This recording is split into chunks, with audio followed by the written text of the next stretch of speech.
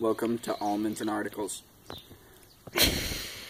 I'm Green 5 Service Learning Initiator Josh Richardson.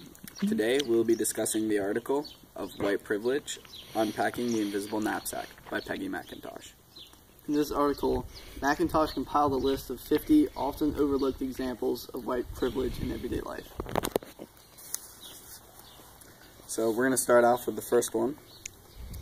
What stood out to you the most about this reading? Well, I guess the small examples of white privilege that I don't really notice a lot.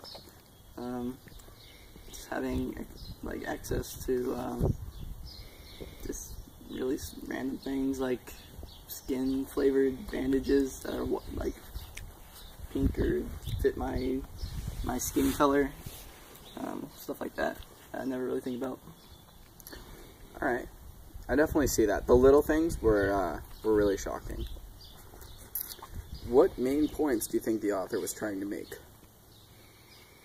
That white privilege affects people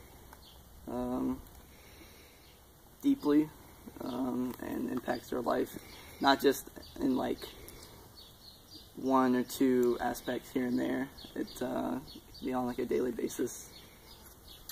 I think the biggest point, I agree with what you're saying, but I think it's a little bit bigger than that. I think that a lot of it has to do with modern racism not being so based on independent acts of intentional racism, but kind of just natural tendencies that come with being privileged as white people that we don't notice every day. Yeah. Did anything about this article challenge you? Yes. I think some of the examples are a little, like,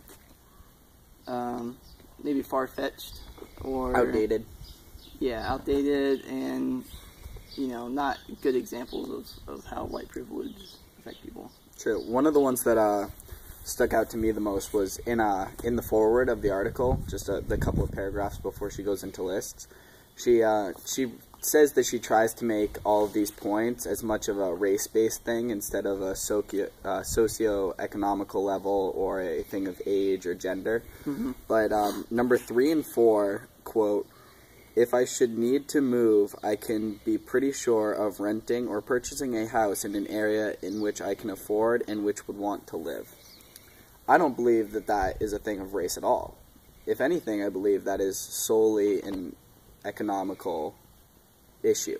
And the one underneath it, number 4, quotes, "I can be pretty sure that my neighbors will be nice or neutral to me," which I also feel is totally dependent on the neighborhood you move into. That's a good point. Well, let's think about this more in the days to come. That's all for now.